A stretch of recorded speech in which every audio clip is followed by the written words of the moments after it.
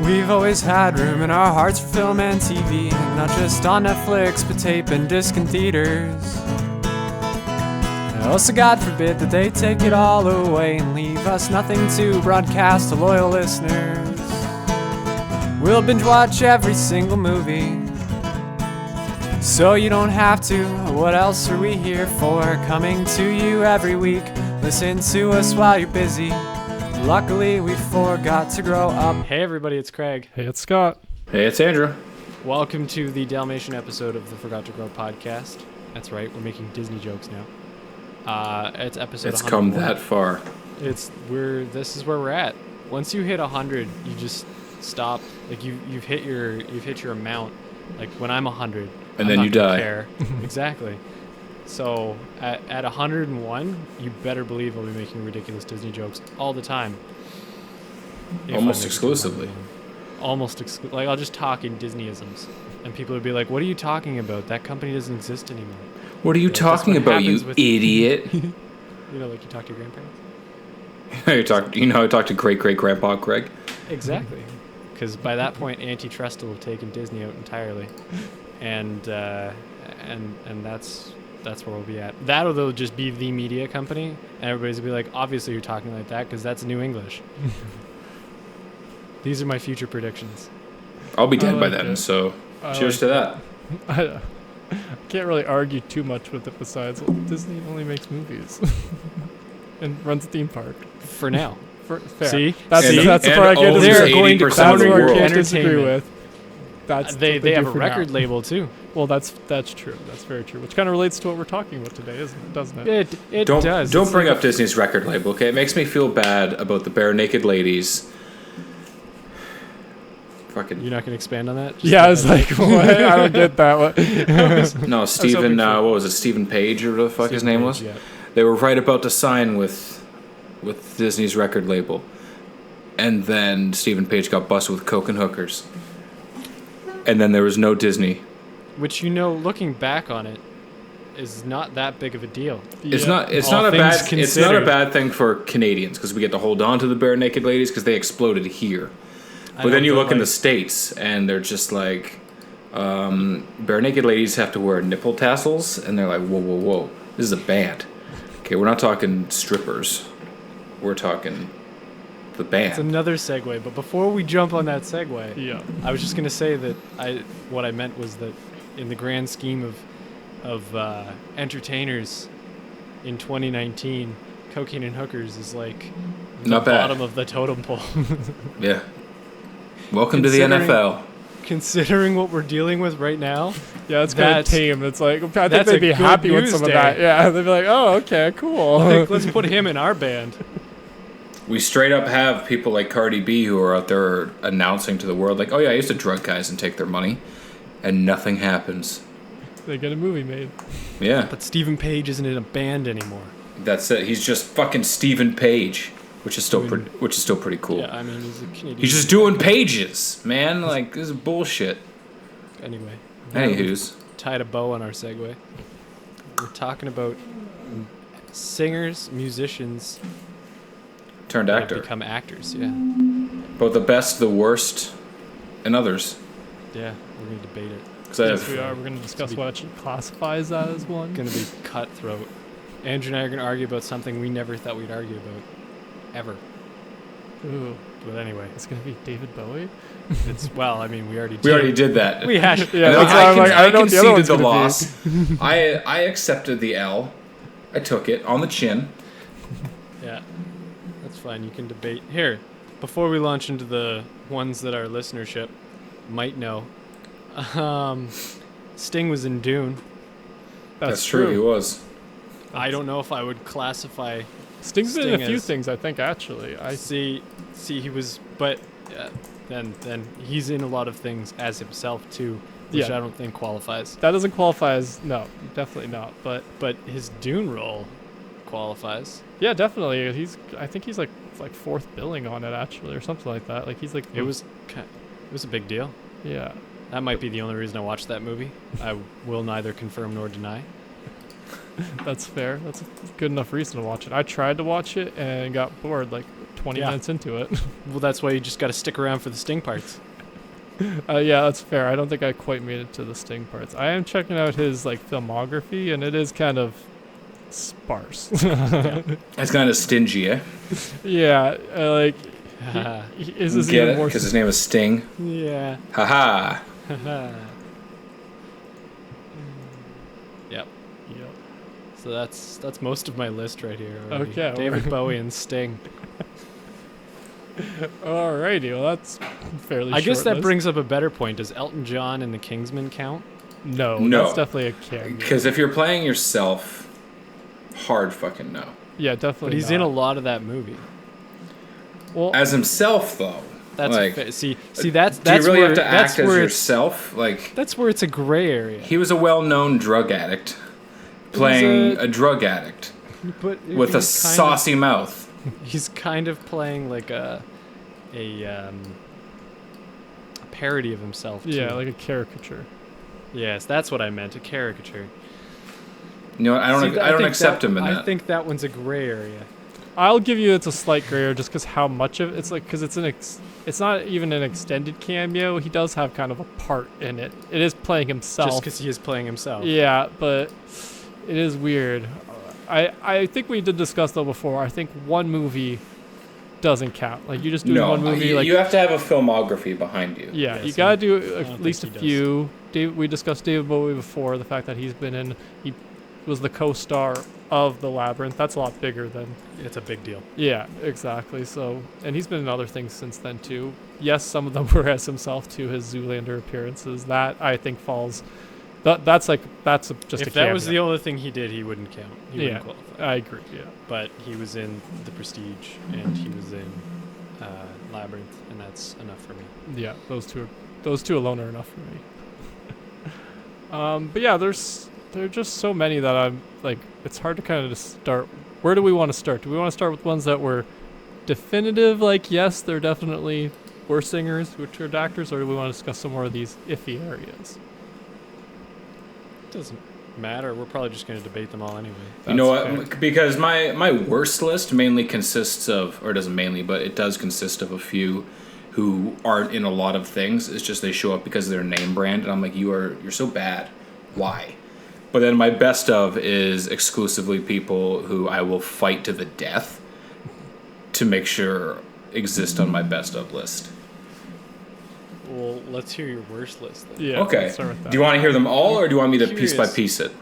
I want to hear your worst list all at once, but I want to do your best list piece by piece. Okay, cool. So, in no specific order here, my worst list. It starts with Ludacris. Okay. Which I don't think is ludicrous I can because he he's just He's in the Fast and the Furious movies. That's pretty much it. That's why. he played that what's his name? He played the bad rapper in Hustle and Flow. Yeah, well, that seems more like him just playing himself, you know, like.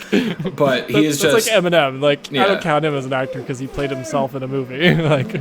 Yeah, like Ludacris, like he might be a real fucking nice guy. Like My Chick Bad was a banger. I got a ticket to his album. Like he exists. Just I don't think he's a good actor. So he's on my list. Next up, I've got LL Cool J. Who just something about him, like he's just I wouldn't put him on a moderate list. Like, but he's acted in a lot lot of stuff, so he has a recurring role on television. Or he's a star in that role. Yeah, he's LA, New Orleans or something like that, isn't or it? NCIS LA, NCIS LA, yeah, one of those terrible spin-off shows. Yeah. But he was also in Deep Blue Sea, and just his whole role, like. I mean, I guess it could be characterized by like a lot of other people, right? Too. Like, no, I just mean in general, like his acting style. Okay. Like he plays kind of the same guy across the board. That's fair. Which you can say about a lot of actors. He has been typecast a little bit, yes. Into that guy who like makes a couple of jokes here and there and then acts tough. That's LL Cool J. Yeah, you did just describe his role in Rollerball as well, which was a pretty awesome movie. Mama said knock you out so that you don't have to be in the movie anymore, and we're going to replace you. Next up, I've got possibly the most annoying fucking person on the planet. I've got Jared Leto. I keep forgetting fucking about him. hate that guy. I thought he was an terrible. actor first. He was an actor first. Then he was the lead singer of frontman of 30 Seconds to Mars. Okay. And that's when I first heard of him. Oh, that's funny. And then he went Yeah. back to being an actor again. I fucking hate that guy. I like 30 Seconds to Mars, though. If he Or got I hit did. by a train, Oh. I would be like, man, I hope the train's okay. Like, That's cold. fuck that guy, Carrying man. oil or anything. Is this like some carryover from his performance as the Joker? As the Joker? No. It's the fact that everything he's in, except for that movie, seems to somehow get, like, Oscar talk. And he's just associated with everything. I don't think he's a good fucking actor. He just think kind of he's, plays like a whiny guy who thinks he's a good actor. Maybe he's like hypnotizing people. That's why his eyes are so piercing. Maybe. They But, are like, he's... intense. Conspiracy theory. I was reading a thing that was saying that he was trying, like, he was trying to become a method actor to up Yeah. his game.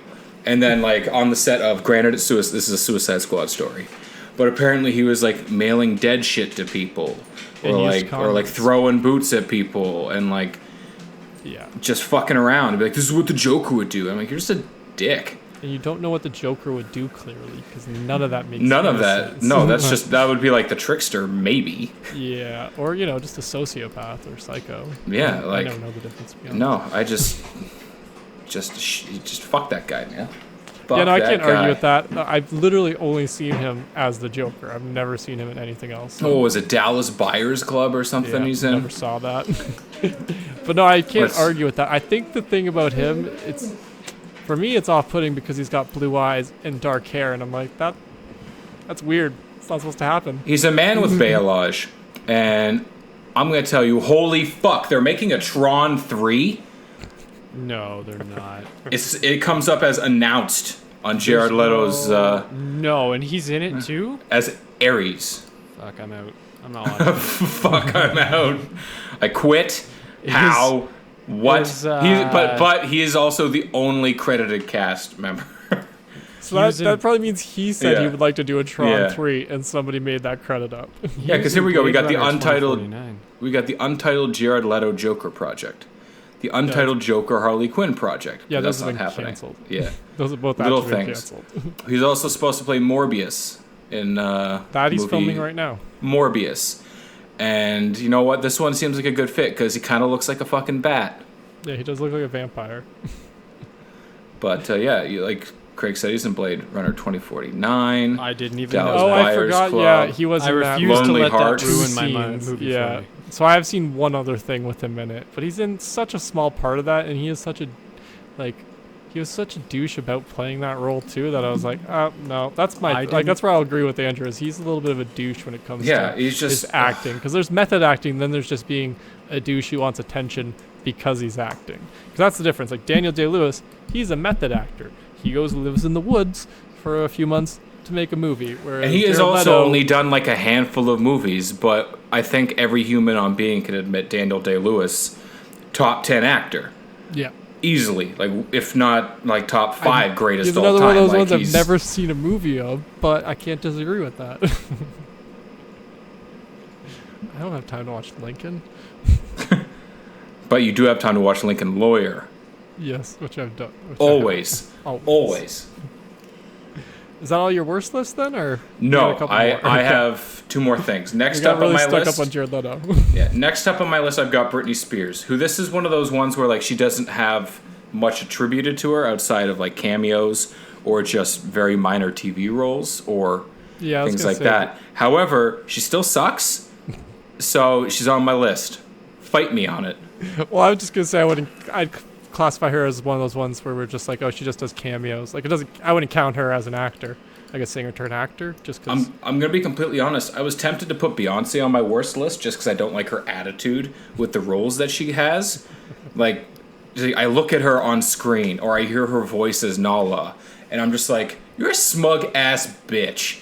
That is what you are. You're Queen Bee. You are a smug ass In her bitch. defense, everyone gave her that crown. You know what I mean? Like it's hard to be humble when people are calling you Queen Bee. You know what I mean? You think you get to be the lead the queen, of the Queen dreams? of England's humble? You are the backseat singer of the Dreamettes. And then there's, oh yeah, you're the hottest. You get to be the lead singer? No. Fuck you. You don't get to fuck with dream girls. With dream girls? Okay. Love dream girls. Next up on my list, I've got Ice Cube. Because this guy, like, he just plays an angry guy all the time. Yeah. Don't get me wrong, this is one of those guys, I enjoy his roles. Yes. But if I'm looking at his body of work and deciding if he's a good actor... Yeah, no, I can't argue with that again. Nah, not a good He plays actor. the same role in everything. Yeah. Angry guy with attitude you don't want to mess with. Yeah. They ain't nothing to fuck with. Yeah, no, I can't disagree that he's... But he is a musician who turned actor, though, so he fits in our list at least. Mm-hmm. What else we got? That is the end of my worst of list. Okay. Yeah. I thought it would be longer. No, I tried to keep it short and sweet. That's because there's a lot of ones where I'm like, oh yeah, that's true. Like Bruce Willis has a song out there. That's a thing. But now you're going to be splitting hairs on what constitutes a musician. Well, this is why I thought we should, like, that's why, well, like, before that's with, why I didn't Jared put him Leto. on a list. Well, yeah, I agree, because, like, Jared Leto, to me, is an actor who also does music, if that makes sense. Yeah, but he has songs that get radio play. That's true. He's a little bit more of an actual musician. I agree. But he still did acting first. Yes. So I'm like, to me, it's like whatever you did first is what counts. You know what I mean? That one's a tough one. Yeah, that's fair. But Bruce Willis definitely not. He released an album after he was already famous to take advantage of that. That's same with like, there's a lot. There's actually the list I'm looking at has like a whole list of actors who have gone and done like musical stuff after, like Bruce Willis is on there, Russell Crowe. Billy Bob Thornton, Kevin Bacon, Paris Hilton, yada yada, Lindsay Lohan. Nothing about that list surprises me either. Yeah, well, because like I can see Billy Bob Thornton doing music very easily. Same here. Jeremy Renner right now just released an album like 4 months ago, and it's not great, but I get why he does it because they've got big fan bases and enough like hardcore fans. So it's like, yeah, they can make a couple million this year just by singing some songs. Why not? We can't all be the Lonely Island and just crush it right off the hop, right? Exactly. All right, so does are we that gonna qualify as musician turned actor then? I don't think so because they were comedian, or at least Andy Samberg was. Yeah, I don't think so. He was a comedian first, and that's another weird territory because then we're getting into our comedic musicians. Are they musicians or like so? What's his name from Flight of the Conchords? Whose name I always forget. Jermaine Clement. Jermaine Clement. Yes. So he started off as Flight of the Conchords, which was a comedic music act. Yeah, and then that became a show. Yes. So he did become an actor, and now he's just an actor and a producer. I don't even know if he does any music besides rapping and Legion. They just released a live album. What? Special, Flight of the Conchords? I didn't know that. Okay, well, yeah, now I know what I'm doing after this. Did it on late. They did it on HBO or something. Oh. Let me find it. It's recent. Most of it's on like bits of it are on YouTube. Okay. Conchords live in London. When did that come out? Don't make me a liar, Google. Yeah, it was HBO. Oh, I wonder if it's on my Crave then. 2018. Okay, so just last year. Damn. Yep. All right, well, I know what I'm going to watch later. But, Andrew, what's your best list? We should get back to that, get back on track. Well, do you guys have any worst that you guys want to toss out, or? See, a lot of the worst ones I just don't classify as the argument could be made that Justin Timberlake could deserve to be on the worst of list. Worst of. Justin Timberlake on the worst, eh? I said the argument could be made. I never said he was on my list. Yeah, so the argument could be made. The mediocre, because I don't hate him. Because he's got a handful of movies where I'm like, you know what? Like, was it In Time? That movie, like, as a movie, I very much enjoyed that one. Was it In Time? Yeah, like, that's what I mean. Like, he's in a bunch of movies that I just enjoyed the movie. The fact, that one with him and... he could just be, like, any, white dude, you know what I mean? So, like... Yeah. he's fine. You know what I mean? It's kind of just like butter. He's just butter for a movie in a sense. Like you need that ingredient. You just need that ingredient for cooking. So he was just happened to fall into that role. Like is it In Time or On Time or something like that? Something to do with time. Where they trade time for life. But then you jump over to movies like Friends with Benefits, and you're like, you know what? He's actually really fucking good in that role. He's pretty funny in that one, and then in Bad Teacher, he's kind of funny in that. Well, too, I think as he evolved as a human being, because like he went from that like boy band kind of prick to that like, well, I want to be the tough guy. I'm gonna buzz my head, get rid of my curly noodle hair because that's what people recognize me as. I'm gonna rebrand myself, and then he was like, you know what? Fuck this. I'm gonna get with Jessica Biel. And then he became awesome again. Yeah. So that's how that went. Yeah. So hashtag American history. All right. Well, So I'd probably put him as more like I wouldn't even put him on my best list. I'd put him in the like. He's good. He's fine. Like middling. You know what I mean? Like. Yeah. Like honorable mention. Like, yeah, he's done a pretty successful transition, I think. My best of list has one or two people on it who, like, when it comes to being an actor, they may not be the best actor. However, their body of work, like, I thoroughly enjoy it. Like, I've got on my list, it's the first one I typed down, but that was just because that was the reason why we did this episode, and it's J-Lo. She is not an incredible actress. Yeah. However, her body of work, for the most part, I enjoy it. Plus her body of work. Wink, wink, nudge, nudge.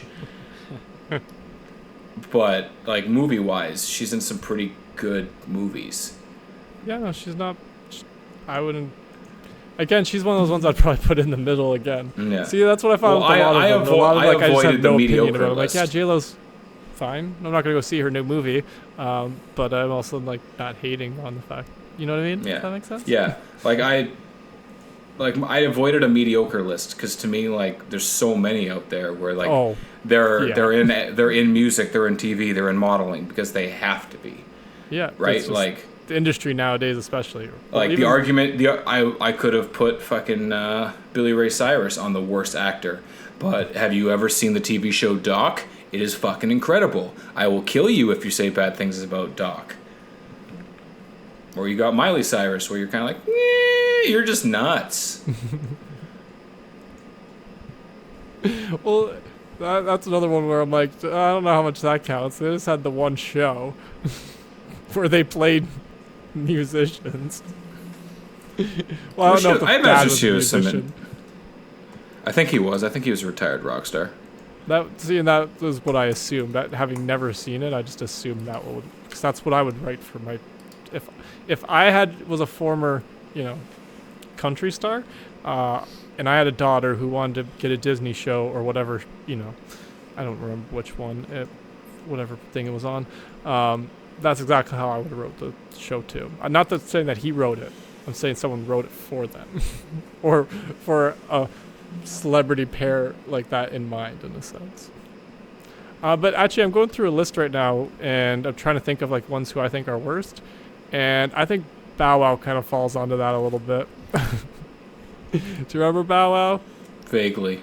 So he was in Like Mike. And he was, Which I loved that movie. He's not that bad in that one because it's a kid performance, it's a kid movie. But then he was in Tokyo Drift. He's just an ugly motherfucker. Let's be real. Let's forget well, I got no acting. opinion about he is that. just an ugly motherfucker. To me, though, he's just like himself. It seems like in the Tokyo Drift, it just seems like he's just playing his generic kind of self. And I'm like, I don't classify that as like much of an actor. Like kind of like when we were talking Ice Cube and stuff before. Yeah. Plus, I can't really think of that much of a body work besides Like Mike and the Fast and the Furious movie. One's like Neo, though. Like Neo always just plays this super likable guy who wears cool hats. I think that's just Neo, but I'm okay with it. As a person, but I'm okay with it. That's fair. I can't really think of too many that I'm like, oh yeah, I think I've listed all the ones who just you pretty much flat did, out suck. Like Eminem, I don't classify just because he's only got the one movie. He's popping up on everything, and I'm like, he was in 8 Mile playing a rapper. about his. It's about his. It's like a pseudo version of his life. Exactly. So I'm like, no, that doesn't really count to me. I didn't know Diddy was in stuff, so I don't know. And Tupac was apparently in stuff too, and I'm like, I didn't know any of these. So many rappers are in stuff that I'm like, And does it count? Like, you guys did a couple movies or like Snoop? I don't classify Snoop as an actor, even though he's made a shit ton of appearances and actually has some like acting roles. He's still, to me, he's just Snoop Dogg, and he does stuff. You know what I mean? He's a celebrity. Yeah. Like, and that's where some of them. I think that's where it falls sometimes for some of these. Like Beyonce, to me, again, she's just a celebrity. So like when she pops up in a movie, it's not as much that she's a great actor. It's that they just need her celebrity. If that makes sense. Yeah. Yeah. I accept that. All right. So should we move on to some of the best then, since I really can't think of any terrible ones? Yeah, for sure. You guys hit me with a couple of yours. Craig, I'm interested to say you said we were going to fight. I'm interested to hear who this is. Yeah. I thought we were going to rehash the David Bowie. Oh, okay. So I thought you were going to be like, well, Jennifer Hudson is a bitch. And I'd be like, well, I mean, probably. But also, she sings like a fucking angel. You respect that shit. Just because she's in Cats. Put her on any list of any kind, but that's mostly because I wouldn't know enough to put her on any list. That's fair. I put 3 movies on a list. I started off with 1, and then I remembered that Sting and David Bowie were in things. So the only thing I have on a list is the only other movie I've seen, which is A Star Is Born with Lady Gaga. She has I don't know how many on her thing, like to her credit, but she actually has like a decently long IMDb page, I believe. Yeah. Acting list? I don't know. So. I've never seen her in anything else. I know she was in one of the American Horror Stories. I thought. Oh yeah, so. she was in Sin City. I totally forgot about that. Oh.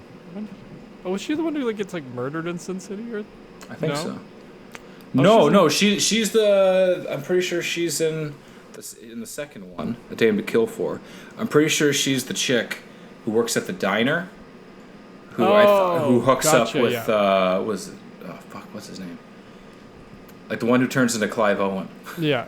Oh no, it's Brolin. It's Josh Brolin who then turns into Clive Owen in the first one. Oh, okay. Because they do like a flashback for her. Like she's the one who's with the abusive cop who gets fucking murdered. Yeah, you've listened off a lot more of that movie than I remember. I saw it once. It is a spectacular movie. I'll not disagree with that. I've just seen it once. Okay, so I lied. Her list includes A Star Is Born, American Horror Story. She plays Bertha in Sin City, A Dame to Kill For. She plays Lady Gaga in Muppets Most Wanted. She plays Lady Gaga in Lady Gaga featuring R. Kelly, Do What You Want. Ooh, she plays Alien on TV monitors in Men in Black 3. That doesn't count. Her face popped up on a screen for that one. Like... That's like saying, is that where like Michael Jackson gets the actor credit? Is because he was in? Yeah. Because he popped up in Men in Black. Well, he made that Oz thing. Here we go. She played the girl at swimming pool number 2 in 2001 on The Sopranos. That's which was 7 years before Just Dance came out. I think she was an actor first, boys. I'll give you that one. I said before, whatever you did first, what counts. But I mean, I totally forgot about her song Judas. Yeah, but I love that song. But then again, if we get into that, it's like, oh well, then Ryan Gosling technically was because he was singing on the Mickey Mouse Club. That's true. Yeah, now you well, that's a different story entirely because that's mixing the two. Yeah. But the problem with that goes back to like half of my fucking worst of list. The problem with saying that Lady Gaga was an actor first is that's like she shows up credited in a extra role that I guarantee she probably didn't get even credited for so much as someone watched it and went, holy shit, that's her, and put it on IMDb. Probably. It'd be funny if it wasn't actually even her. Someone just thought they saw Lady Gaga in a thing. That would be even better. Because people can edit these things, I'm pretty sure. Exactly. But then you have to consider that's before she got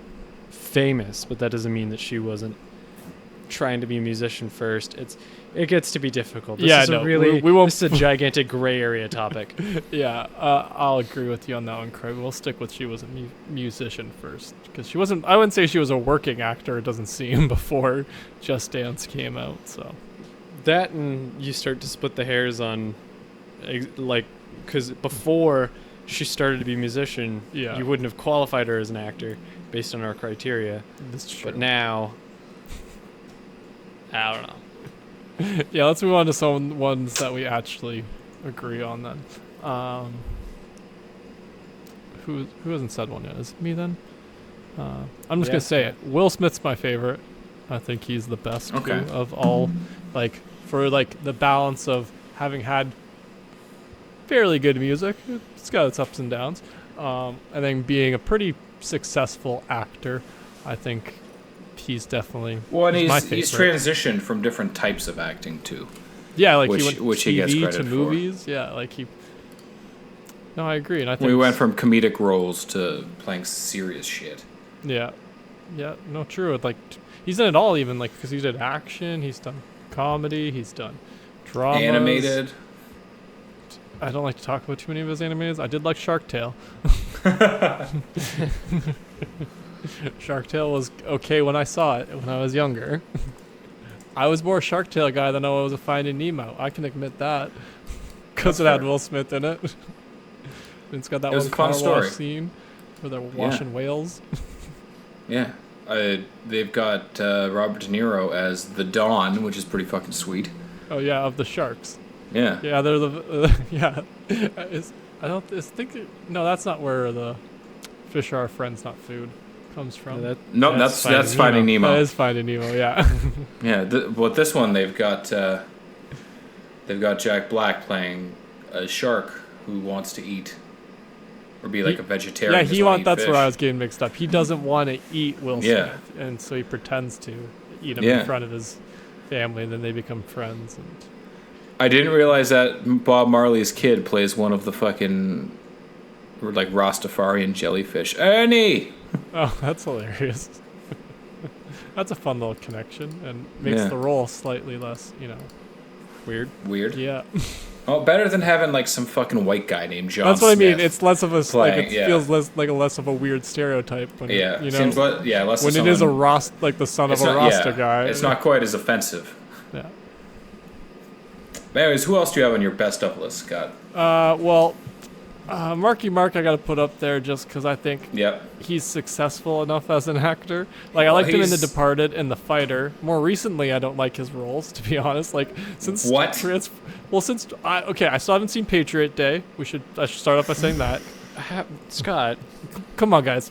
Like, that's the only good role. You guys, we might not make it to season 3, guys. I forgot to grow up the movie. We might not make it to it. If Craig or Scott keeps saying dumb shit, like I haven't seen Patriots Day. Right, might just rage quit. Like that's coming up or has happened. Hang on a second, let me look it up because it's like now.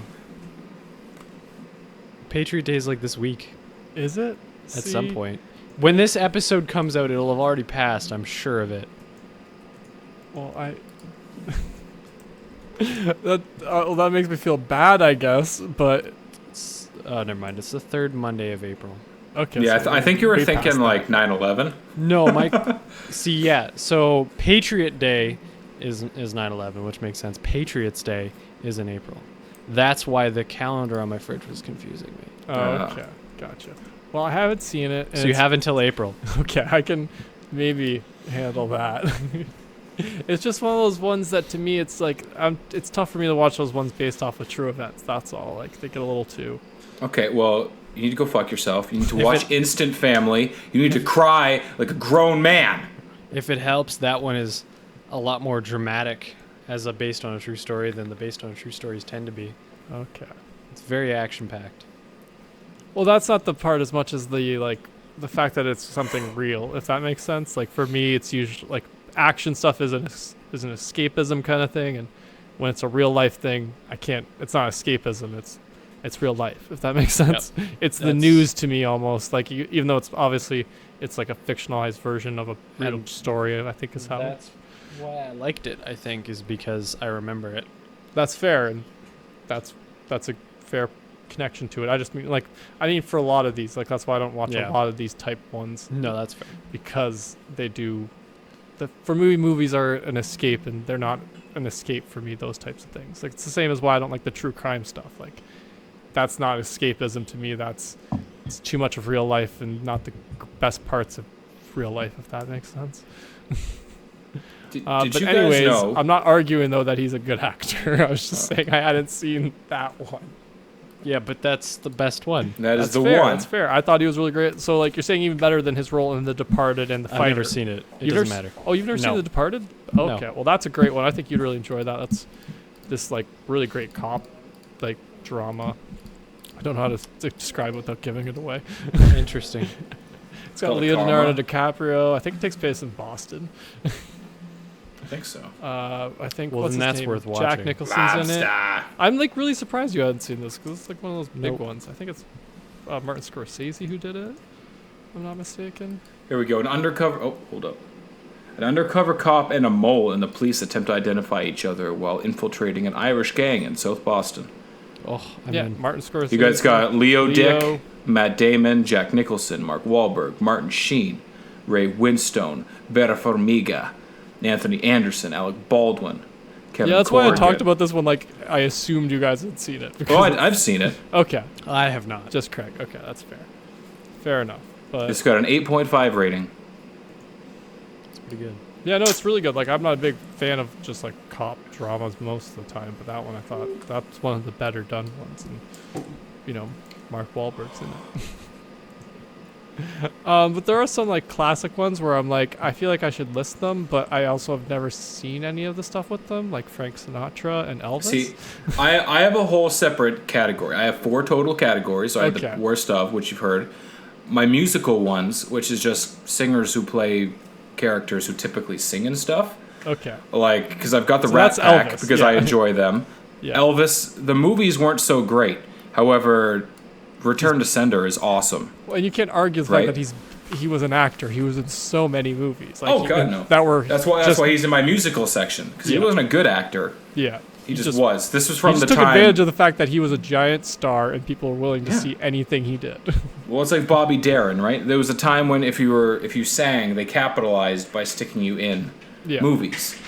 So it's just like you got Bing Cosby, right? Yeah, I saw him on the list and I was like, oh, I didn't even know he did Barbara stuff. Streisand. You can't argue that her musicals weren't something. And that's funny because to me, she's always been an actor, and I didn't know she was actually a singer first. Oh.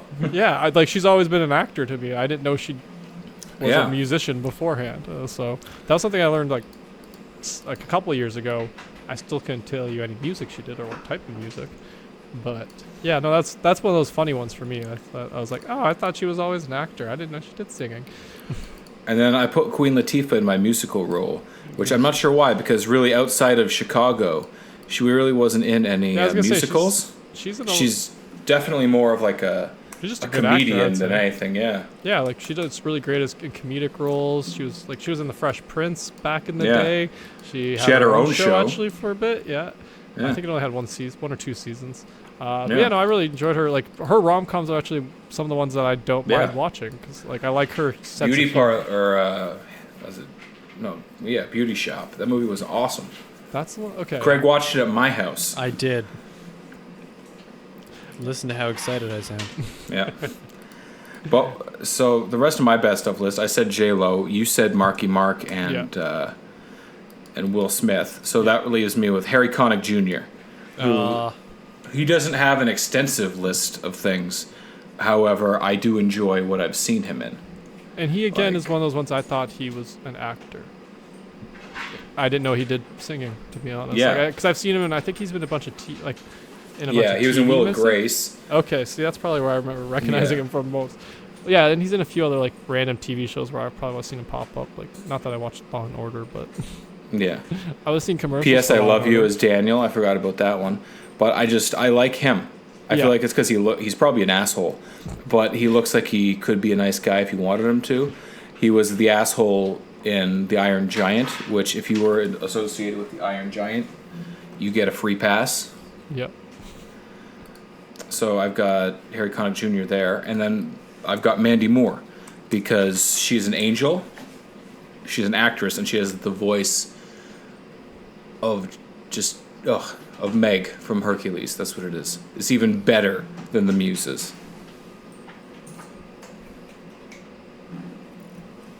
You can't argue with that one. Yeah. I haven't seen enough things with her to, comment, to be honest. Watch one of her movies where she sings and tell me you don't cry. I do. Walk to Remember every goddamn time. That's the one. I always forget. I always think it's Stand By Me. That's the one that gets you. And No, it's a Walk to Remember. I don't know why I get those two mixed up, but I do. Why would Stand By Me be the one that gets them? I just got for some reason in my memory, it's the names of the movies. That's the Stephen King one, right? I just got the names. Yeah, Stand By Me is where the kids find the dead guy. Yeah. No, I know, and that's the weird thing. So for some reason in my memory, it was that A Walk to Remember was called Stand By Me, for some reason, and then but there was also Stand By Me, the movie itself. Does that make sense? It's just a weird thing. You know how my brain doesn't work sometimes. Anyways. Clearly. So that was okay. Well, the last one on my list is Ice-T. Okay. And this is more of a John Mulaney reference. Yeah, you got it, Ice-T. I'm surprised you didn't have Meatloaf. Meatloaf is his own category. He's my fourth category, which was just Meatloaf. Okay. Because he's split down the middle. He either plays Meatloaf or he's actually acting legit. Yeah. Well, and he's a good fucking actor. Well, and that's the funny thing. But he started as an actor who broke into music. Who went back to acting on the back burner. See, I'm learning so much about him right now. Because if you watch his biopic, Bat Out of Hell, it is incredible, for starters. But Meatloaf is he starts off as an actor, and that's kind of his thing. He sang a little bit on the side, however he was acting, and then was it Jim Stein or Jim Steinman? I think it was Jim Stein, the guy who wrote his music. He was like, listen, I want you to sing for me. You need to do this, Loaf. And he's like, no, I don't want to do it. And he's like, do it. And he's like, okay, whatever. And then he did it. And then he became larger than life, both physically and musically. A Bat Out of Hell. Yeah. So it's just funny because, my first intro to him again, too, was, his acting. In the sense that I was more aware of, his face associated to the fact that I've seen him in a couple things like Fight Club and I just had recognized him, but I didn't know it was before I knew musicians, if that makes sense. So it's funny that I learned he was one of those ones again I learned as I grew up that's the one in the same. Oh, cool, musicians do acting. Yeah. I forgot that he played Tiny in Wayne's World. Yeah, I was just seeing that, and I'm like, I can't remember what that role would be in Wayne's World. I love Wayne's World, but I'm trying to think. I didn't want to use that as an example. He's the bouncer. See, Spice World is probably the one I was thinking of, remembering him from. Yeah. Because I loved Spice World as a kid, and so that's probably where I recognized him from more than anything. That's fair. Yeah, see, that's funny that you had his own category. I totally forgot Meatloaf was the bouncer in Wayne's World. I'm watching that clip right now. Oh, okay. I think I'm starting to piece together the bouncer. The giant green giants and the shitty Beatles. Well, the shitty Beatles are any good? They're shit. Oh, so good. But yeah, I'm trying to think of any more. There's so many other ones though. However, there's a lot where they kind of do they really count? Yeah, if you did one role, to me it's not quite counting. If you tried it, or a couple TV appearances. Yeah, Common, he was a rapper and then he acts, but I definitely know him more from acting than I do his rap career. Oh, that's interesting. And that's kind of like Method Man for me, actually. I've seen more of his random appearances and stuff than I've actually heard any of his music. I'm probably even on Busta Rhymes. I've definitely seen him in as many things playing himself as I have listened to his music. Yeah, no, I know what you mean. There is that's a very, but again, that falls into that kind of celebrity thing we were talking about, or I was saying before. Yeah, like some of them are just taking advantage, and there's other ones that I feel like the ones we've discussed, I feel a little bit more actually like pursued it, or other people like some of the other ones just kind of took it. I don't want to say take advantage, but they're using their celebrity to their advantage. Or to its fullest extent. That's a better way to put it. I think most of our list so far has just been like, hey, listen, like, you did this, cool, but like, we can make you money doing this. Why don't we transition you out of this because this is starting to falter? Yeah. Like, I'm sure eventually there'll be an NSYNC fucking reunion tour and it'll make $100 billion because people are going to cream their pants for nostalgia. But until then, JT's got to make his money somehow, and showing up and acting and stuff is going to make money just as much as his singing, because he's fucking name brand. Yeah, no, I'll give you that. He is name brand. And it's a little more convenient than, making the however many million when you're just in, LA, as opposed to having to travel across the whole country to do it. I get that. Yeah. Yeah. I've gone through like 4 different lists on the internet. Haven't found any new ones, so I'm out. I think we did them all. Yeah. All the ones that matter, at least. Yeah. Shall we discuss what we watched this week then, gentlemen? I think we should, guys. Sounds like a plan. Who wants to go first? You know what? I'll take the lead on this one. I've got a pretty hefty list. That's not true. It's not hefty. So I watched a couple of kind of like rom-com / like, I don't even know how to describe it, but just kind of like movies that you wouldn't expect me to watch by myself at home on a Monday night. You watched them by yourself at home on a Monday night? It was actually Sunday night. I fucked up my timetable.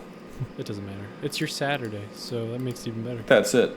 So I watched the movie Falling in Love by myself on the couch. 2 ends? Yep.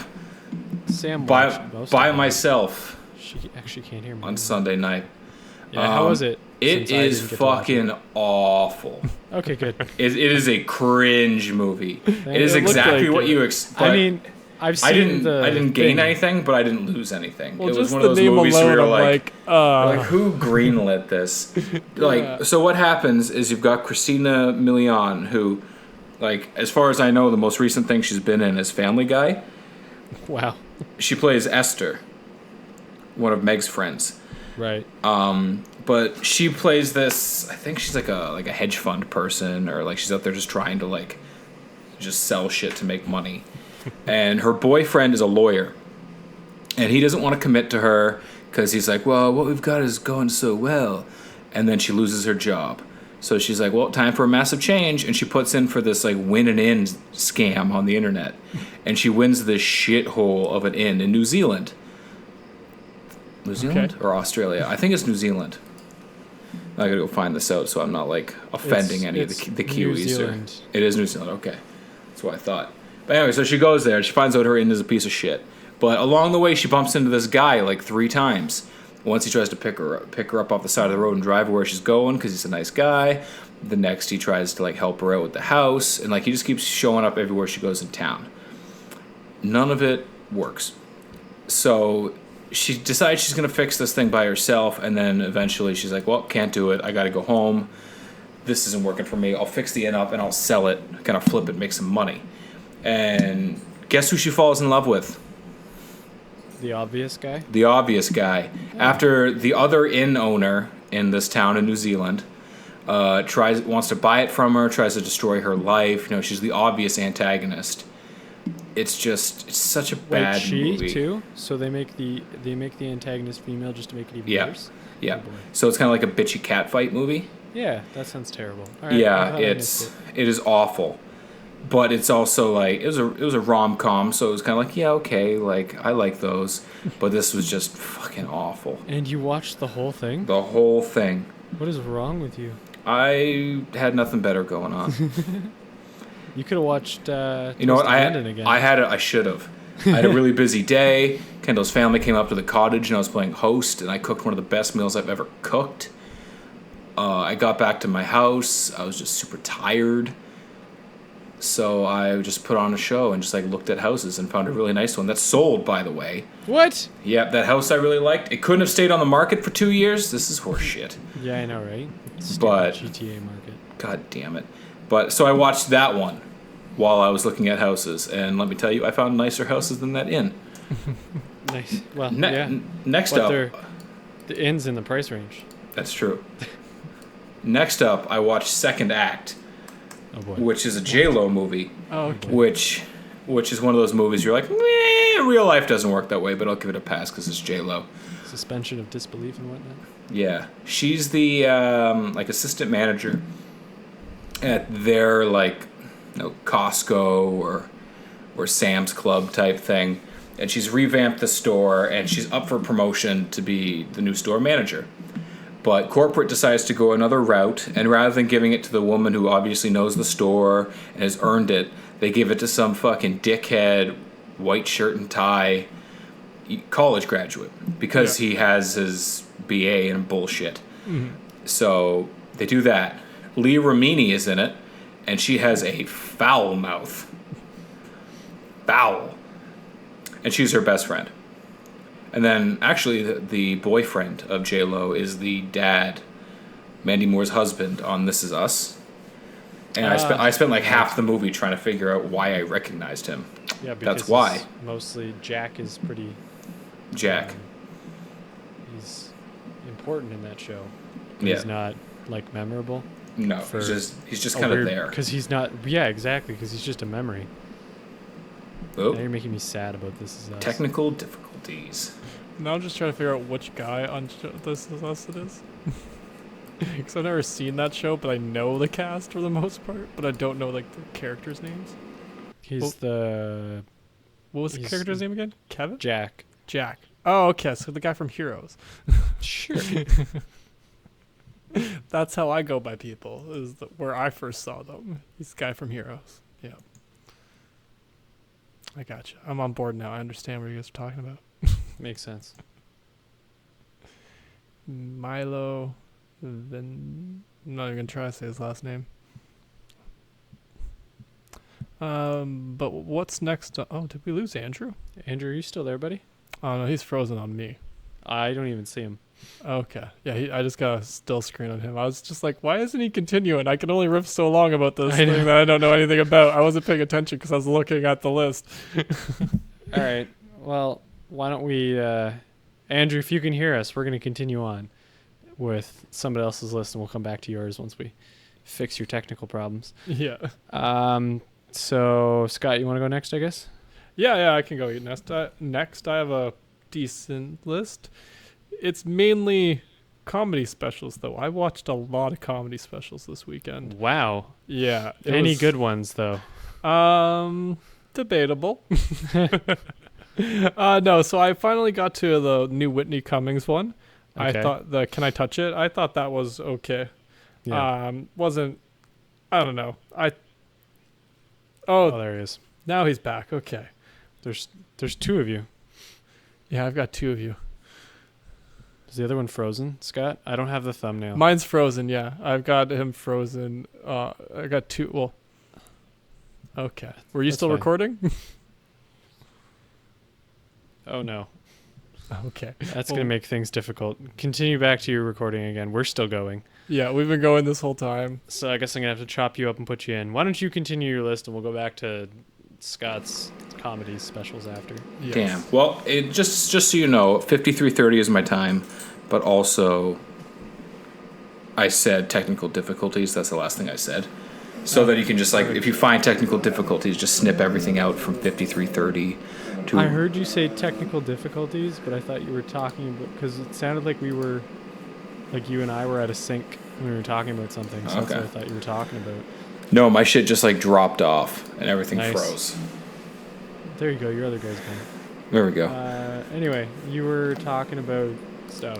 Okay, I'm at 54:10. I'll start talking at 54:15. That's fine. We're just gonna. I'm gonna chop you. So yeah. Yeah. Okay. We're gonna do a little adjusting because me and him still talking. Okay. Cool. So, anyways, the movie fucking sucks. That was my point. Is that falling in love is awful. No, didn't you talk we about... were done about that one. I thought you were talking about second act. Oh, it was not second act. I was. You were at the end of I guess I got so rattled. So, anyways, that movie is terrible. She quits her job because her boss is a dick. Yeah. But then Leah Remini's kid happens to be like a computer hacker who's going to college, who creates like this fake profile for her online, and then like he hacks into like Harvard or whatever it is, Yale, something like that, and he like puts her in. She graduated like magna cum laude, and gets her this sweet job working for like a makeup company. And then about halfway through the movie, you find out that like the reason she didn't work out with Mr. Mustache from This Is Us is because he wanted to get married and have kids, but she didn't feel like she deserved kids because she got knocked up at 17 and gave the baby away. And wouldn't you know it, the owner of the makeup company, him and his wife adopted a beautiful baby girl. Mm-hmm. And wouldn't you know it, that's her daughter. I saw that coming. Saw this coming. Yeah. Knew it. It is, I believe it's, was it Melissa Hudgens or Vanessa Hudgens? I believe it's her who plays, and I gotta go pull this shit up. Anyways, so there's this guy who worked, it's Vanessa Hudgens, who works there who's just a dick. And as the movie goes on, you just kind of like fall in and out of like interest. But I was committed, and I finished it. Glad I didn't go see it in theaters like I wanted to, but it was not great. Yeah, it doesn't sound like something I'll ever watch. Yeah. Wouldn't push it on anyone. J-Lo's cool. I love J-Lo. Yeah. But, so I watched Harry Potter's 3, 4, and 5 as well. Don't have to talk about those. I've talked about them 25 times. Finished those, though. I watched The Big Short yesterday because it came up as one of my recommended things, and I was like, I haven't watched that in a while. Came up where? On Netflix. Yeah, what? It's back again? It's back. See, I didn't know it even left. God damn. Big Short's back. If anybody's going to again. know that it disappeared, it would be me, because I tried to watch it like 25 times and it's never on there. Yeah. But now it's back, so I know what we're watching. Favorite movie ever. It is. It is very good. It is excellent. It moves fast, though, because everyone's just always going somewhere. That's what I like about it. Makes it better than Moneyball by the same guy. And The Blind Side, also by the same guy. You wouldn't know it. No, definitely not. By watching the movie, you wouldn't know that that they were all based on books by the same guy. Yeah. Oh, that's a fun fact. Yeah, right? I didn't know that. I've seen all those. Yep. And they're all based on books by Michael Lewis. Oh. Huh. No, The Big Short is just fucking... It's so captivating and so interesting. And there's lots of people in it. And it is, like, full of fourth wall breaks, but they work. Yeah, well, it's kind of them just being like, this is what I had to fucking deal with, and then get back to it. Which Look at what we did back in 2007, 2008. I'm using a BlackBerry. But no, it's so much. Oh, it's incredible. And it's nice that they kind of like point light to like how fucked up it is. Like or like the fourth wall breaks where they bring in like not everyday people, but like recognizable people have nothing to do with the story though. Where they're like, here's celebrity chef Anthony Bourdain to explain this. Yeah. And they bring him in and he uses like logic that anyone can understand. Where it's like, listen, like what do they call it? COBs or whatever the fuck it is, CTDs. Where they're like, listen, so if I buy all this fish and I don't sell it because, it turns out that tuna or whatever the fuck he says, cod or whatever, is as smart as a dolphin. Well, then I'm just going to cut it up. I'm going to throw it in a stew to get rid of it. It's not the same thing. It's something different. And that's what they do when they package together all these houses that won't sell. These like double B's and C's and D list really property. Bad mortgages. Yeah. And it's something like me as a layman Canadian, I had no fucking idea that's how it worked. Like I never really cared about the American housing crash. It happened when we were younger, and I was like, well, I still have a roof. Cool. You know what I mean? Like, it may have affected me, but it really affected my family. It affected me, but like at the same time, kind of like, didn't really directly. My mom works for a law firm. My dad works corrections. Like there was no direct correlation for us. We were always poor, so. If it happened tomorrow, it would be a different story. We're adults now. Yeah. You know what? I think I'd be okay. I would not. You just have to hope the haircuts keep coming in, because... Well, I would make a lot of money up front. I would suck down the road because people would cut back. But immediately people would be like, I'm back on the job market. I need to get work. I need to get cleaned up. Yeah. I would make a lot of money up front. Yes. And then I have to just hoard it. Yes, forever. Yeah, forever. Yeah. But not in a financial institution because they're going to fall apart. Nope. That's what happened. That's what happened. So don't do that. And then at the end, they end the movie by saying, like, yeah, back in, what was it, like 2011 or whenever the fuck it was, like, 2015, that's what it was. They're doing the exact same thing. Yeah. They just, no different. They just changed the name of it. There's just fancy ass regulation that covers it, but it's the same thing. It's just harder. I don't know what it's like in the States, but it's hard to get a mortgage here. It's harder to get a mortgage here for that reason. Yeah. But they didn't do that much regulation. Well, down there, it almost felt like you didn't really need money down. It was just, this is what I want and this is what I can afford. Can I get it? And then they're like, yeah, cool. Like, you don't pay your mortgage, we get it back, so it's all good. When in reality, it was not all good. It was not all good. Not when everybody falls apart at the same time. Yeah. Not when it's kind of like they organized it.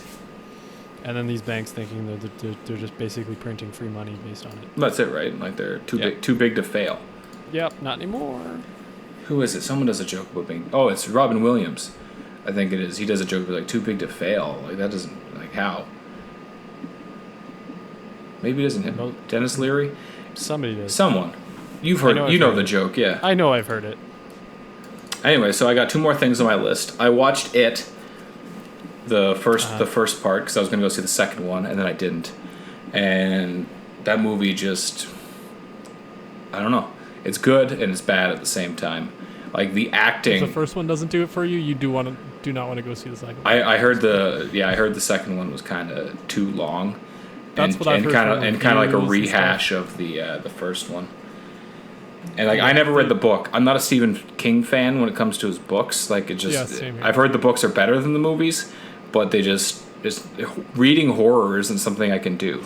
Like, I change the channel when shit gets like a little too freaky on TV. You think I'm gonna fucking skip to the next page? Fuck that. This book's going back on the shelf. Yeah, that's what I was thinking. Like, I have a bunch of books that I never read. I need to sleep in my house by myself. Yeah, like, I'll read Shawshank, and that is about it. Kendall and I actually started watching It. Like, we were gonna watch it on the couch, and then we're like, no, we're tired. Let's go watch it in bed. If we fall asleep, we fall asleep. And we watched up until the point where Georgie's about to lose his arm, and I was like, no, we're not watching this in bed. No, I need to sleep. So we watched something else instead. Actually, I think it was Harry Potter we watched. Put that on. But the only other thing I watched, I finally finished The Boys. I buckled down and I finished nice. it. I really enjoyed it. Yeah, no, it's good. We've kind of talked a little bit about it before. The second season's being filmed in Toronto right now. Awesome. Carl Urban is excellent. Yep, love his character. Yeah. I like that it kind of comes out that, like, soups are fucked. And, like, everyone kind of, like, just acknowledges it. And I like the real life, like, AA type thing. Like, the support group. Yeah. For the people who have been, like, fucked up by soups. Yeah, the victims of, soup accidents and stuff like that, yeah. But yeah. You know, it was an interesting take on it, and like I like it because it's such a different world and like just something new. You're not sitting and waiting for like Batman to fly in or anything. You know what I mean? Like, yeah, I like that it's like its own thing. You're just there to watch. Kind of like the Umbrella Academy. Like it was a nice thing that we knew existed. However, we didn't know much about it. Exactly. So it's nice to see different stuff coming out. Does that mean I want to see nothing but superhero and graphic novel stuff coming out from now on? Absolutely not. Do I want to see another Polar? Fuck yes, because that shit was amazing. But that's about it. Yeah, it is a weird line. We are going to be still getting plenty of stuff. Especially, there's definitely diving more into the graphic novel area with, like, Neil Gaiman's Sandman's coming to Netflix shortly, or in the next few years. It'll probably take like 5 years to make. Yeah, there's still a lot to come. But that is the rest of my list. Do you want to get back to what you were talking about before I so rudely hijacked it back? Yeah, so I was talking about how I watched quite a few comedy specials this week. I finally got to watching Whitney Cummings' new one, Can I Touch It? And I thought it was okay. I thought a lot of hers were just kind of like clapping points, if that makes sense, as opposed to laughing. Exactly. Applause breaks. Yeah, and like I've heard her. It's funny because I heard her talk like promoting this a lot on all the different podcasts. Joe Rogan, Bert, all the different ones, and like she talked about how she was trying to avoid that kind of thing. And so, when I went to watch it, I was expecting less of it, but it was still a lot of that kind of, just like, oh yeah, you said the right thing, and I'm not one of those people who would even clap at those kind of things, because I'm like, no, well, I'm here to laugh. You get a clap when you make me laugh, kind of thing, you know what I mean? Not, yeah, you have a good point, congrats, you're PC, like, so yeah, it wasn't anything special. I also checked out Kevin James' Never Don't Give Up, which is I think from last year or the year before. I think I remember watching it. Yeah, it's not from this year. It's just like I said, last year or the year before. But I checked it out because it's his newest one. I was just looking for new ones to check out while I was cooking. It was not great, to be honest. Like, I wouldn't expect Kevin James stand-up to be good though. Well, it's funny you say that because I actually remember seeing him on like Just for Laughs before he was even in King of Queens, or while he was on King of Queens, and I remember liking those ones. But I was also younger then, and I couldn't tell you anything from that. Yeah, a hot 5 minutes as opposed to. That's true. Yeah, those are definitely shorter. Like, yeah, that's a good point as well. That's fair. Which. Now that I'm thinking of, is probably exactly why he was okay for those 5 minutes on Just for Laughs potentially, and I just didn't love this one. I thought a lot of the things were like just too obvious. Like, he made a lot of stuff about the fact that he's a larger gentleman and stuff like that. So I was kind of like, okay, these are all, I don't know. Felt like very like by the book, if that makes sense. Like yeah, he's a former. Sitcom actor, sitcom star, getting back into stand-up. That's kind of exactly how it felt. Like all his jokes kind of felt like, okay, these are the typical ones we get from stand-ups who, took a few, not stand-ups, but like sitcom guys who took a few years off, had family, and now they're coming back because they got to put their kids through college. I think Ray Romano. Yeah. I think a lot of them, like, you almost get the feeling that they have joke writers who write all their jokes for them. That's kind of exactly. And they don't come up with a lot themselves. Yeah, it's a lot. It feels like by the book kind of thing. Like they hire a group of like writers and stuff to come and help them quote unquote develop their act. And it's like, well, yeah, you get less of your own. You get less of a unique voice, and you get this more of a like generic appeals to everybody. You're just talking about just like such generic stories that it's like, okay, yeah, it doesn't feel very unique to you. Whereas like. Yeah, a lot of comedians tell kind of, I don't want to say generic stories, but they take generic stories and make it specific to them in their life. You know what I mean? Like, yeah, everyone's got an airport story, but it's, each of them have their own way of telling it and what the funny bits are. And so, yeah, I just didn't particularly like it. I checked out Bill Burr's new special, Paper Tiger. How's that? Decided earlier this week. Bill Burr's a comedian who sometimes I find him funny, and other times I'm like, you're a little over the top, man. Depends on how much yelling he's doing. Yeah, exactly, and I feel exactly the same way. I only checked it out because it was new, and I was just kind of curious. I'm very hit or miss. Like I remember, like actually before his new one had come out, like earlier this week, like over the weekend, I was going to watch one of his older ones, like the 2017 one, and it was like 5 minutes in. And I decided to not watch it because I was like, oh, this is one of the ones where it's a little bit more like him just being loud and kind of yelling and stuff like that. This one I felt was a balance, if that makes sense. So I felt like half of it was a lot of that yelling stuff, but then the other half was like kind of good classic Bill Burr making good kind of points and stuff like that. But It also did go the Dave Chappelle type of route, meaning the comedians are done like holding the punches. That's what I'm gonna say. You know what I mean? Like he made some jokes that you're like, oh, okay, we're doing those ones. You're going after Stephen Hawking. All right, okay. He hasn't been dead that long, but okay, okay. I think comedians, like, because the last 2 years or so, there's been like this super like heavy duty. I'm gonna call it the snowflake attitude, right? Like you can't say that. The PC culture. This person's a hero yeah. because of this. Yeah, well, I mean, their whole job is to literally find funny in anything, right? Like, they're supposed to be able to look at the fact that, oh yeah, my mom just died.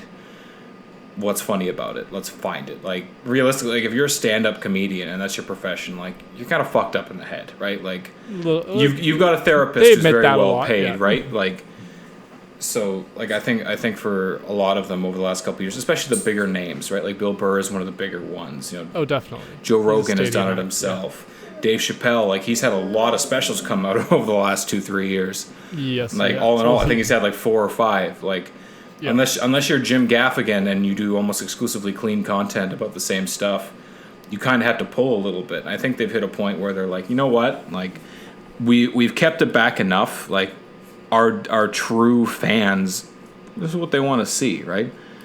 No, and I agree. It wasn't quite even at the level of Dave Chappelle, but you could definitely tell he had some stuff that he was like, okay, it's been enough of a distance between certain things that I'm willing to like roll the dice on certain things that, like, you know, maybe even last year, which is funny. When I was looking at like all these comedy specials, I noticed not like a lot came out in 2017. Very few came out last year. Like, from the big guys, at least. Last year, they seemed to lean heavily on, like, the Ali Wongs and stuff like that. Like, they leaned a little more on top of, like, the more inclusivity, which is absolutely right. They should. Yeah. Or they did more of their minor stuff, right? Like, they did the up-and-comers. Yeah, like with the stand-ups, stuff, or they did, I forget what the other one. Yeah. Like, that sort of stuff. Yeah, but, like, it's true. It was an interesting thing that I didn't notice until I went and looked back. I was like, oh, yeah, like, Tom Segura's last one was actually 2017. It was end of 2017, but I believe it was 2017 if I remember seeing correctly.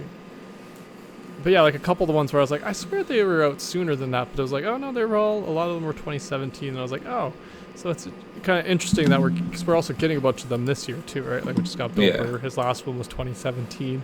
So you do see that 2-year timing that's certain, like, that Joe Rogan has talked about before too. So it's kind of interesting that kind of falls into their pattern, but it also kind of works along with the, you know, having been enough time with the stuff that has happened in, you know, society and particularly pop culture and Hollywood, etc. Yeah, like we can't all be Kyle Canadian start your comedy special with mass shootings, kaboom! Yeah, definitely not. Which is still one of the funniest specials I've ever listened to. However, but yeah, so Bill Burr's new special, like I said, kind of middling, I guess. It wasn't great, wasn't bad though either. Like, I watched the full thing. He had a few good bits and a few too many times just yelling about stuff. Like, for me, sometimes for him, it's like he just yells about something, and I'm like, well, that's kind of like the same as like the applause breaks that other comedians do, if that makes sense. Like, him just yelling, I'm just like, okay, yeah, no, I get you're upset about that. I want to see the more comedic thing than the fact that you're just upset about it. Like, yeah, sometimes you just have to be upset about something stupid, but yeah, a lot of Bill Burr is that way though. The kind of like, well, I just need to get this off my chest. Yeah, and that's definitely why I think it's hit or miss for me at least. But so I also, we spoke of Dave Chappelle. I did watch all of his specials as well this weekend. That's a lot of Dave Chappelle. Hot damn. Yeah. Which ones do you prefer? The ones where he's smoking on stage or the ones where he's not? That's a good question. It depends, because his smoking on stage jokes tend to like be a little more like close to home stuff. Yeah. Like stuff like almost like he uses it to punctuate what he's saying. Yeah. It seems those are a little bit more like intense ones too, if that makes sense. A little bit more like he'll go off talking about something really intense. Yeah. And then end it off with a joke. But there's a solid couple minutes where it's just him having a smoke, talking about some serious shit, which, you know, I'm not disagreeing with it. It's serious shit. Yeah, it's that's the thing. Like, for me, like, it doesn't, and he does it well enough that he doesn't take me out of it. Like, whereas other comedians, when they get to that point, Joe Rogan, like, kind of very closely skims the line with it too, where, like, they'll pretty much stop the show and get a little serious. And I think maybe a technique of theirs to try and, like, bring you down to bring you back better. up. Yeah, exactly. Yeah. Like kind of route, like, because it usually tends to be near like the 75% mark. You know what I mean? Like we're about 75% through their thing when we get to or through the special, when we get to that point where they're like, okay, we're gonna slow it down for like 2 minutes, talk to you about some serious shit. Then I'll cap it off with a really great punchline. But we're taking 2 minutes to slow down. I think that's maybe some kind of technique. I don't know. Maybe I'm just overlooking into this from watching too many of them this weekend. But I tend to prefer when he's walking around, if that makes more sense. Like when he's smoking, it tends to be sitting at a stool and stuff. Yeah, more stationary. I like when he's a little bit more on the stage. Like my favorite one of all his new ones was definitely that first one that we got where he's in the suit on the stage, or not like full suit, but like the blazer on the stage, and it's just like his first. He's been back and he's kind of almost recapping where he's been, why he left, and all that stuff. That's my favorite one. Yeah, of his ones. Yeah. Of his new ones. They're all great. Like I've rewatched all of them this week, and I've seen them all before, and I rewatched them just because I do enjoy his stand-up. Like he's probably definitely top 5 for me. Like my favorites, just because I do enjoy like his like for me, he just has some of the best punchlines. Like the joke where he starts off the one special where it's like, I have a fishbowl full of punchlines, and sometimes I'll just take some out. Recently, I got one that said, "Fuck her right in the pussy." Kicked her right in the pussy. Kicked her right. That's what it was. And I kicked her in the pussy, and then he goes off. He goes off about the stovetop stuffing. Yeah, and then he brings it back and gives you that punchline. I just freaking love that joke as such a kind of. Well, you kind of forget like what he's talking about too. That's the point too, because he's such a great storyteller that you just meanders and meanders and meanders, and then hits you with the punchline. You're like, oh yeah, that's what we're here for. Exactly. Like, oh yeah, he's kicking her in the pussy.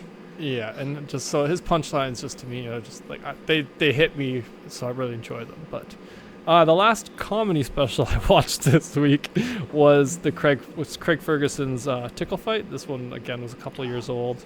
I just really enjoyed Craig Ferguson again, just because I used to actually watch his late night show, The Late Late Show, back in like high school and stuff like that, just because I enjoy his brand of humor. He's a little like quirky, a little like he's Scottish, so he's got that like British upbringing, but he's also lived in America for most of his like adult life.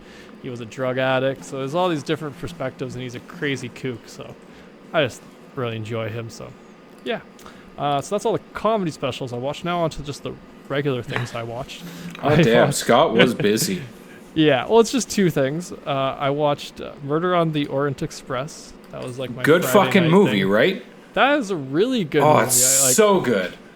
Like I hadn't watched it in so long just because I don't know, I didn't know what to think about it, just because like I had known I'd heard of the book, and I'd seen enough like TV shows do kind of their own version of it, or like a nod to it, if that makes sense. So I wasn't sure exactly what to expect.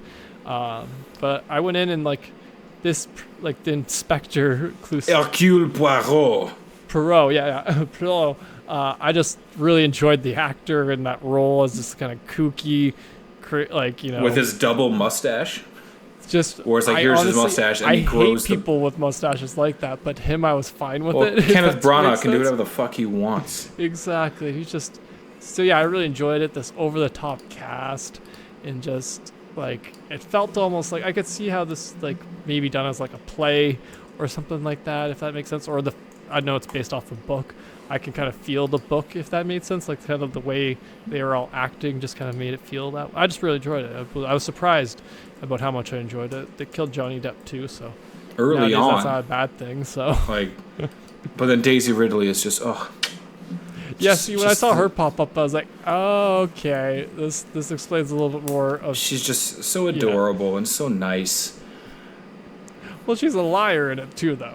Like, oh yeah, well, I mean, they're all liars though. Like, if you know the story at all, you know how it goes. Well, see, that's the interesting part, because I didn't know the actual story. Oh, you never read it? Well, I haven't read it, and I only know, like I said, I only know it from all the different things doing their own versions of it, right? So the first one that comes to mind is like Doctor Who. I know Doctor Who had it like Murder on the like Space Train Express. You know what I mean? Whatever it was. They were on a space train. It's the same thing. It ended up being a ghost. So you know what I mean? Like those are the kind of things where I know the story from, where it's some kind of supernatural element that they bring into it.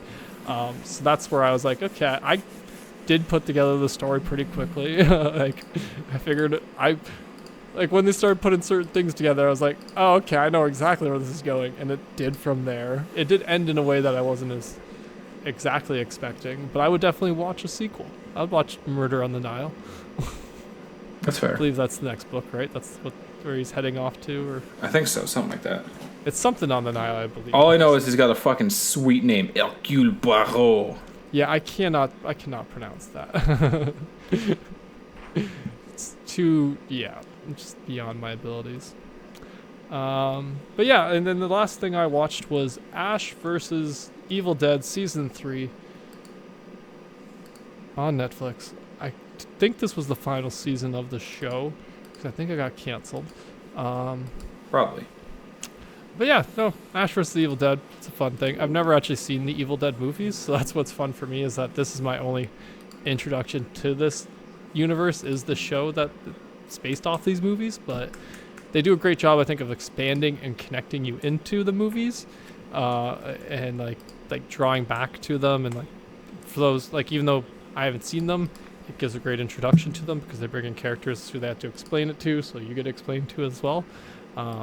But yeah, no, it's just fun, stupid show, but I just enjoy it. What's his name? Bruce Campbell, just being just like the most over-the-top, like kind of machizo kind of hero guy you can think of. It's just ridiculous. But yeah, that is actually all I watched this week. Like I said, a lot of comedy specials. Yeah, that's a lot of time though. Yeah, well, I had I was off because I did get a wisdom tooth taken out. I forgot to mention that. Jeez. Spoilers. So I was on bed rest over the weekend, so that'll do it then. Yeah, so I had to watch some stuff, and as you guys heard, You can see he watched some stuff. Yes. Watched all of the stuff. Really, there's nothing left on Netflix. Well, except for Blue Blood. Or not Blue Blood, Bad Blood. Bad Blood. Do Blue not Blood's forget the other to one. watch Bad Blood. Yeah. But yeah, that's all I watched. So what'd you watch, Craig? So this week, it's funny that you talk about comedy specials and them being mediocre, because I watched some more of season 17 of Family Guy, and that is very specifically a joke. Yeah. In one of the episodes, is how everybody gets a special now. Yeah, the Netflix comedy specials. Yeah. And like, so Peter, this is the intro to yours. All the guys are getting comedy specials, but they're stupid. That's fun, because they're not wrong. It's they're so absolutely true. not wrong. There's so many, like... Yeah, everybody gets a special now. Yeah, and You like get the a big special, guys have and like you so get a many. The special. fact that like Jim Gaffigan has like 10 on Netflix right now, I'm just like, what? Well, it's just where they release them now, though. Yeah, that's true. the thing. It's Because true, otherwise you'd be on like Comedy Central or something. It's true. Back in the day, Mm-hmm. and now they don't do that anymore. They release them to Netflix, so it's not really any different. It's just not everybody had or watched Comedy Central, but everybody has Netflix. It's true. And you watch one John Mulaney special, and you'll just never hear the end of the stand-up comedy on Netflix. That's a fair point. There goes your algorithm. But what else is on Netflix now is the next season of Dragon's Den. Oh yeah, I saw that got added. So we've been enjoying that. Enjoying? Is that the right word to put it? It is. The last episode that we watched was behind the scenes one, which was pretty those cool. are those ones I do enjoy. Those are. I wanted more of a technical behind the scenes, and they did not give it to me. So I'm hoping next season they give me more of a, like, they keep teasing. What I want to see is how the actual part where they're on the floor and they're trying to make a deal, how that actually like shakes out. Oh yeah, I know what you mean. Like the I want afterward stuff. Yeah. I want to watch. No, I want to watch from the second they say they give them their mark to walk into the stage to the time they leave. I want a non-cut version of that, so that we can see how long that takes. Because I don't believe it's that quick. Oh, okay, no, that's fair. I am 100, and I don't want them to mute mics like they do, because they are 100% muting mics in the background. I want just a completely unabridged version of a single deal, so I can see exactly what happens there, and then that I'd be happy with that. That's the one thing all I want. want. At this point. I just want that's all I these want. things.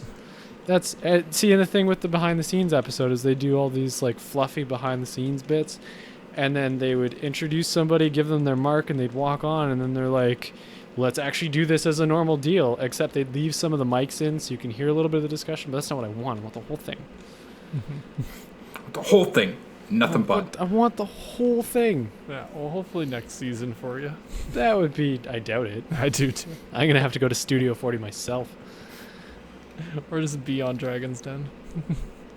Yeah, that would work too. That'd probably be the easier way. I don't have any good ideas, so I'm just going to go to Studio 40. Well, you don't need a good idea. You just need an idea that's television worthy. Yeah, really. I will hang out outside, and they'll let me into the studio and let me watch. But apparently they do 12-hour days for a month in order to film that. Yeah, so that there's no way they're doing a deal in 2.5 minutes then. Oh, no, definitely not. It's taking way Well, they've way all longer. definitely looked at the portfolios beforehand and have an idea of what the fuck is See, going on. that's what I want to know, because they always act so surprised, and they're not actors, they're business people that have makeup on them. Yeah. So what I want to know is, obviously, they're actually taking time to set up how they can evaluate these deals, so they must be doing something. Well, I imagine they have teams that are going through a lot of these things. Well, my guess. They get vetted before they get on the show. That's what I mean. They get vetted by the show's team, but I would imagine each of the dragons has a team nothing that are gets vetting yet. Nothing gets inked until after the. Oh yeah, no, they do due diligence after that as well. Yeah. Done. Yeah. So, watching that, and then we rented a movie. You guys heard of Longshot, right? That's the the what's his name? It's a and what's her face? Seth Rogen Sounds and familiar. Charlize. Oh yeah, Kendall and I saw that one. And did you? Charlize. Yeah, we saw what half. did you We think? saw half of it at the drive-in. So you saw the good part of the movie. Yeah, we didn't see the end because it just got so foggy we couldn't see. It's really good up until the very end. How does it end? Spoilers. The ending is, I know, right? The ending is that they end up blackmailing her character with a recorded video of Seth Rogen masturbating on his webcam, and so like she gets blackmailed by the creepy newspaper guy and the president, who's Bob Odenkirk, which is a ridiculous choice for a president in a movie, but I applaud you, movie. Yeah, they kind of go the direction of like, hey, let's go back to the actors playing. It is so good, but so funny. It's basically perfect because it's ridiculous. And then they blackmail her, and she goes along with it. She takes the trees out of her plan, and then in the middle of her speech announcing that she's going to run for the presidency, she's like, actually 16-year-old me would be really disappointed with what I'm doing, so forget it, I'm releasing the video and I'm going back on my plan and all this stuff like that. And then they release the video and he becomes known as Cum Guy, and then at the end they cut forward and she's the president, so it's like boring resolution. Yeah, I was gonna say that sounds exactly like what should have happened, because there's no reason not to put out a dude masturbating thing. It's like, well, yeah, he'd be embarrassed. That's not gonna stop your freaking. Yeah. It wasn't like, that doesn't sound like too scandalous a thing. Well, that the whole can't thing come with the from, movie, the whole point behind the movie is that like she's got this whole carefully crafted image, and he is not that. Yeah. But then they like come together, and the whole idea is that he's gonna drag down her image. Yeah, no, I understand. And then that she part, takes the gamble on it, and then it's just so dumb that they're like, oh yeah, now she's president. Like, I don't care. Yeah, no. It's such a good movie, all the way up until that point. So they have to figure out how to end it. I wish they wouldn't. I wish they'd left that part off. I really like that they got Boyz II Men involved, not just for like one song, but like they leaned heavily on them for like half a set. Boyz II Men was a big, important part of getting the two main characters together. They were Jerry Orbach's eyes. Yeah, they were. Boyz II Men going on. Fantastic. Yeah. Gotta get that New Jack swing. I really liked the movie up until the end. Like, it's funny, and it's not boring at all, and it's not over the top ridiculous in any of the directions it goes until the very end. All right, yeah. And that's all I watched this week. Oh, damn, that was short. Yeah, as a short list. I haven't had time to do anything. Ain't nobody you got can have time a for wisdom that. teeth yanked out. So No, I did not have a wisdom tooth yanked out. I went to a concert on Friday. that was just as painful. That was wild. But I did look up, actually, Death of the Nile. There is a sequel to Murder on the Orient Express called Death of the Nile, and it's supposed to come out next year with Gal Gadot. Ugh. I just want Daisy Ridley again. I know, that's why I was just throwing that out there, just so you know she's not back. Well, I assumed as much, considering she was a criminal. Yeah. Well, Kind yes, of. It's a weird thing. We don't want to ruin the ending completely. Or do we? Spoilers. Spoilers. Yeah, She's one of the murderers. or is she? No, spoilers. They're all murderers. Damn it! All now I of have to them. watch the movie. It's so good, though. Craig, you would have put it together. Trust me. Yeah, it's super it's obvious. really obvious. It's If super Hercule obvious Poirot by can like do it, you halfway can do it. through. You wonder what takes this detective so long to put together, to be honest. He's like, he has no clue. Like, he has never once does he suspect that more than one person could be involved until like the last 30 minutes of the movie. Where he just sits them down and he's like, "Listen, I know," and it seems like just like a one last crack at it. Be like, well, hopefully they fucking admit it. Yeah. And then he finally puts it together, and it's like, wait, why did you never once consider that people could have been working together? But that's not the point. I think the point is we've come to the end of the episode. Yes, we have. Wow. Wow. What a segue to the end. Wow, Luigi. I try sometimes. Anyway. But yeah, thanks for listening this week, everybody. Be sure to join us for next week. Episode 102, where we talk about an extra Dalmatian. We'll talk about Disney sequels next week. Ooh. Okay. Yeah, I can't see why not. Why the fuck